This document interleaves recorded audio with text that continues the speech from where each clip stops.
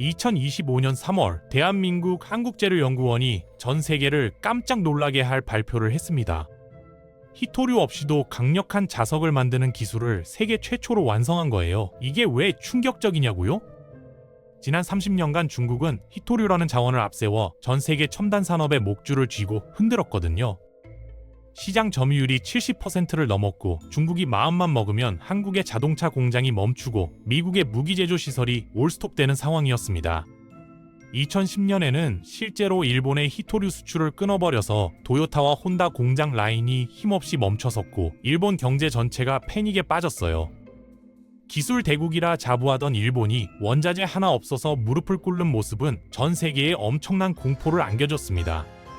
그런데 그 난공불락의 요새가 지금 무너지고 있어요. 한국이 개발한 설계도 한 장이 중국의 30년 패권을 뿌리째 흔들고 있는 겁니다.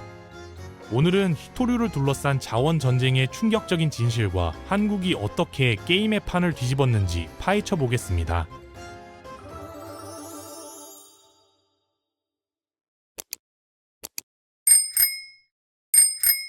히토류라는 이름 때문에 많은 분이 이 광물이 아주 희귀하다고 생각하세요. 하지만 사실은 정반대입니다. 히토류는 지구 어디에나 흔하게 널려있는 원소예요. 여러분이 지금 딛고 있는 땅 밑에도 동네 뒷산에도 히토류 성분은 조금씩 들어있습니다. 실제로 전 세계 히토류 매장량은 약 9,000국만 톤에 달하고 중국뿐만 아니라 브라질, 인도, 호주에도 엄청난 양이 묻혀 있어요. 그렇다면 왜 유독 중국만이 시장을 싹쓸이해 왔을까요? 미국이나 유럽 같은 선진국들은 왜 이 돈 되는 사업을 포기했을까요? 그 이유는 히토류를 뽑아내는 과정이 상상할 수 없을 정도로 지저분하고 위험하기 때문입니다. 히토류 원석에서 순수한 원소를 추출하려면 아주 강력한 화학물질을 쏟아부어야 해요. 이 과정에서 히토류 1톤을 얻기 위해 무려 2만 리터의 강한 산성 폐수가 쏟아져 나오고 1.4톤에 달하는 방사성 물질 찌꺼기까지 함께 나옵니다. 선진국에서는 이런 오염물질을 처리하는 환경 규제 비용이 워낙 까다롭고 막대해요. 결국 정당하게 환경 비용을 지출하면 배보다 배꼽이 더 커져서 적자가 나버리기 때문에 사업에서 손을 뗀 겁니다. 반면 중국은 달랐어요. 국가적 차원에서 환경 파괴를 묵인하고 폐수를 그냥 내버리며 땅을 오염시켰습니다. 전 세계 첨단 산업을 위해 기꺼이 지저분한 뒷일을 도맡는 역할을 자처한 거죠. 중국은 이 더러운 전쟁에서 승리하며 독점권을 손에 넣었어요. 남들이 꺼리는 일을 기꺼이 감수하면서 얻은 힘이었습니다. 하지만 바로 여기에 중국의 치명적인 약점이 숨어 있었어요. 만약 이 지저분하고 위험한 공정을 거치지 않고도 똑같은 성능을 낼 수 있는 대체 기술이 나온다면 어떻게 될까요? 중국이 오염을 감수하며 쌓아온 거대한 성벽은 한순간에 모래성처럼 허물어지게 되는 겁니다. 중국은 이 독점의 힘을 국제사회에서 아주 잔인한 방식으로 휘둘렀어요. 2010년으로 거슬러 올라가면 동중국해의 작은 섬 센카쿠 열도에서 일본과 중국의 자존심을 건 날카로운 대립이 시작됐습니다. 일본 순시성과 충돌한 중국 어선의 선장이 일본 경찰에 체포되자 양국 간의 갈등은 걷잡을 수 없이 타올랐어요. 이때 중국은 그동안 숨겨왔던 가장 강력한 카드를 꺼내들었습니다. 바로 일본으로 향하는 모든 히토류의 수출을 단 한 방에 완전히 중단해버린 거예요. 당시 일본 경제의 중국 히토류 의존도는 무려 85%에 육박했습니다. 하이브리드 자동차 엔진부터 스마트폰, 그리고 정밀 유도 무기에 이르기까지 히토류가 들어가지 않는 곳이 없었어요. 단 2달간의 공급 중단이었지만 일본 경제에는 사형 선고나 다름없었습니다. 세계 최고의 기술력을 자랑하던 도요타와 혼다 같은 대기업들의 공장 라인이 하나둘 힘없이 멈춰섰고 일본 경제 전역은 패닉에 빠졌어요. 기술 대국이라 자부하던 일본이 고작 원자재 하나가 없어서 거대한 공룡처럼 무너지는 모습은 전 세계에 커다란 공포를 안겨줬습니다. 결국 일본 정부는 국제사회의 비난을 감수하면서도 손을 들 수밖에 없었어요. 체포했던 중국 선장을 아무 조건 없이 석방하며 처참하고 굴욕적인 외교적 패배를 인정한 겁니다. 이 사건 이후 전 세계는 비로소 똑똑히 깨달았어요. 중국의 히토류는 단순한 상업적 상품이 아니라 언제든 우리의 목줄을 쥘 수 있는 서슬퍼런 칼날이라는 걸요. 하지만 일본이 당한 이 깊은 상처는 오히려 반격의 신호탄이 됐습니다. 일본은 겉으로 고개를 숙이면서도 물밑에서는 15년에 걸친 치밀하고도 섬뜩한 복수를 준비하기 시작했어요. 자원 패권에 맞서기 위한 일본의 거대한 프로젝트가 조용히 가동된 겁니다. 굴욕적인 패배를 맛본 일본이 선택한 길은 비명이 아니라 침묵 속에서 칼날을 가는 것이었어요. 일본 정부와 대기업들은 가장 먼저 중국에만 매달리던 공급망의 사슬을 끊기 위해 전 세계로 흩어졌습니다. 호주의 광산업체 라이너스와 손을 잡고 수천억 원을 투자해 말레이시아와 베트남의 대규모 생산 기지를 확보했어요. 중국의 손길이 닿지 않는 독립적인 거점을 구축한 거죠. 그 결과 2010년 당시 90%에 육박했던 중국 의존도를 최근 기록적인 수준까지 뚝 떨어뜨리는 무서운 집념을 보여줬습니다. 하지만 단순히 공급처를 바꾸는 것만으로는 부족했어요. 일본은 아예 히토류를 쓰지 않거나 사용량을 획기적으로 줄이는 기술에 목숨을 걸었습니다. 세계 최고의 자동차 기업 도요타는 자석에 들어가는 핵심 성분인 네오디뮴 사용량을 절반으로 줄이는 데 성공했고, 혼다는 한술 더 떠서 세계 최초로 중히토류를 전혀 사용하지 않는 하이브리드 자동차를 상용화했어요. 자원이 없으면 기술로 이기겠다는 일본식 전략이 중국의 급소를 정확히 찌른 겁니다. 여기에 더해 일본은 버려지는 스마트폰이나 가전제품에서 히토류를 뽑아내는 도시 광산 기술에 집중 투자하며 땅을 파는 대신 쓰레기 더미에서 보물을 찾아내고 있어요. 심지어 2027년부터는 도쿄에서 1000km 떨어진 해저에서 직접 히토류를 채굴하겠다는 대담한 선전포고까지 마친 상태입니다. 이제 일본은 더 이상 중국의 눈치를 보지 않아요. 자원 전쟁의 주도권이 총성 없이 조용히 이동하고 있다는 명백한 신호입니다.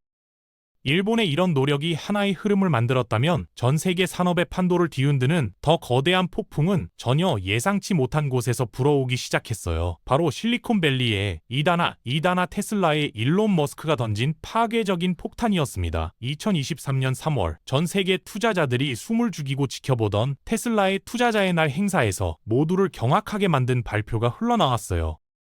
테슬라의 파워트레인 공학 부문을 책임지는 콜린 캠벨이 무대에 올라 우리의 차세대 드라이브 유닛은 히토류를 전혀 사용하지 않는 영구 자석으로 만들어질 것이라고 선언한 겁니다. 이것은 단순한 기술적 업데이트가 아니라 중국을 향한 아주 강력하고도 직접적인 선전포고였어요. 전기차의 심장이라 불리는 모터에는 강력한 자기장을 유지하는 영구 자석이 들어가는데, 지금까지 전 세계 자동차 업계는 네오디뮴이라는 히토류 없이는 고성능 모터를 만드는 것이 불가능하다고 믿어왔거든요.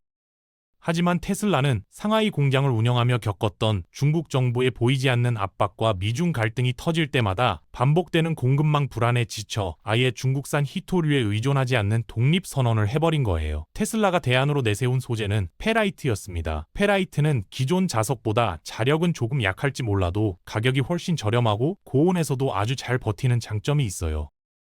테슬라가 방향을 틀자 GM, BMW, 제규어 랜드로버 같은 글로벌 제조사들도 앞다투어 히토류를 아예 쓰지 않거나 아주 적게 사용하는 모터 개발에 뛰어들었습니다. 전 세계 전기차 시장을 주도하는 거물들이 일제히 중국의 등을 돌리기 시작한 거예요. 히토류 없이는 미래 산업이 불가능하다던 중국의 호언장담이 무색해지는 순간이었습니다.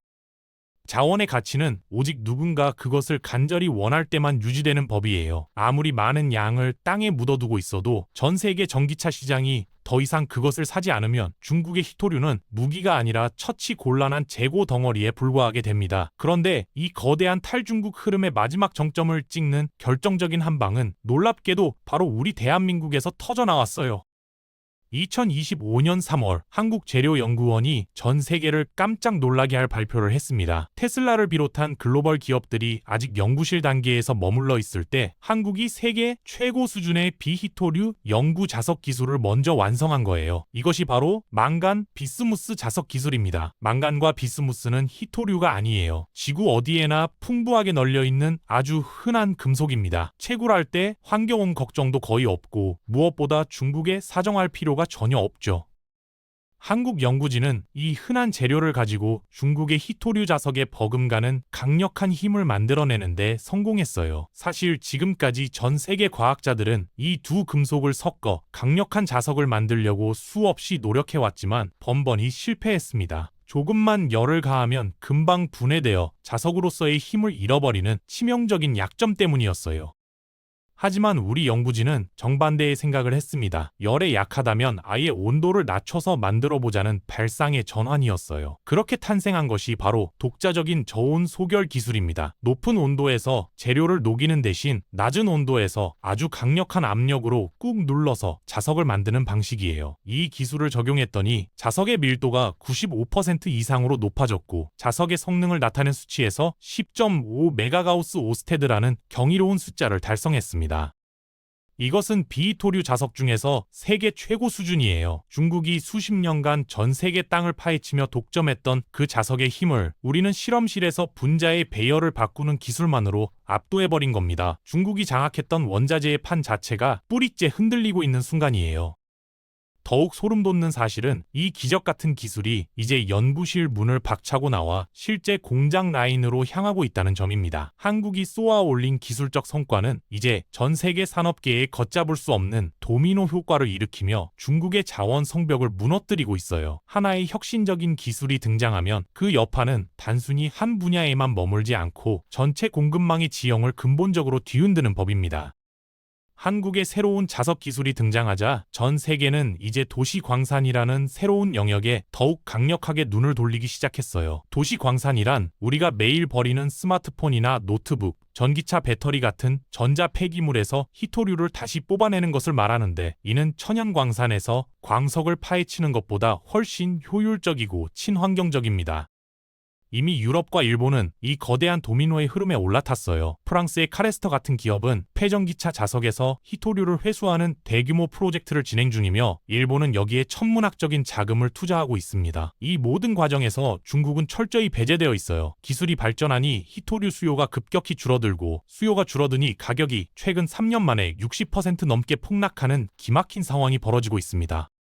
자원 가격이 폭락하니 중국의 수익이 줄어들고 그 돈으로 버티던 독점 체제에 거대한 균열이 가기 시작한 거예요. 중국 내부의 공포는 상상 이상입니다. 중국 과학원의 연구진들은 현재 60%가 넘는 자신들의 점유율이 2035년이 되면 28%까지 뚝 떨어질 것이라는 충격적인 보고서를 내놓으며 위기감을 숨기지 못했어요.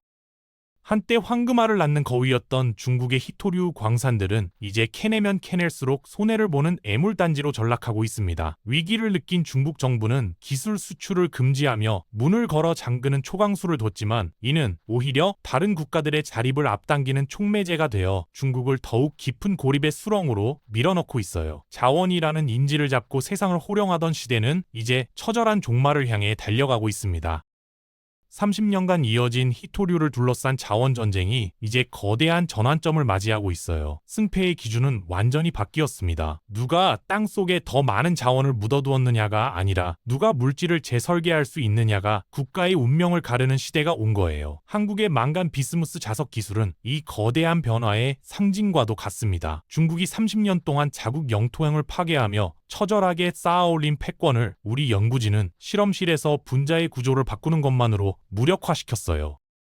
이것은 단순히 새로운 부품을 만든 것이 아니라 자원의 목을 매던 인류의 역사에 기술로 자원을 대체할 수 있다는 강력한 이정표를 세운 사건입니다. 물론 중국의 저항도 만만치 않을 거예요. 희토류의 점유율이 떨어지자 이제는 반도체의 핵심 소재인 갈륨과 게르마늄을 무기화하며 새로운 전선을 만들고 있습니다. 하지만 기술적 대안을 가진 쪽이 협상에서도 우위에 설 수밖에 없어요. 자원 독점에 의존하던 낡은 전략은 끊임없이 진화하는 인간의 창의성 앞에서 결국 무릎을 꿇게 될 겁니다. 한국에게 지금의 상황은 위기가 아니라 거대한 기회예요. 자원 빈국이었기에 우리는 오히려 기술 개발에 더 처절하게 매달렸고, 그 결과가 지금 빛을 발하고 있습니다. 우리 연구진과 기업들이 만들어낸 이 놀라운 성과들이 대한민국의 새로운 먹거리가 되고, 나아가 전 세계 공급망의 새로운 표준이 될 날이 머지 않았어요. 중국이 땅을 파헤칠 때 우리는 분자 지도를 그렸고, 그것이 결국 승리를 가져왔습니다.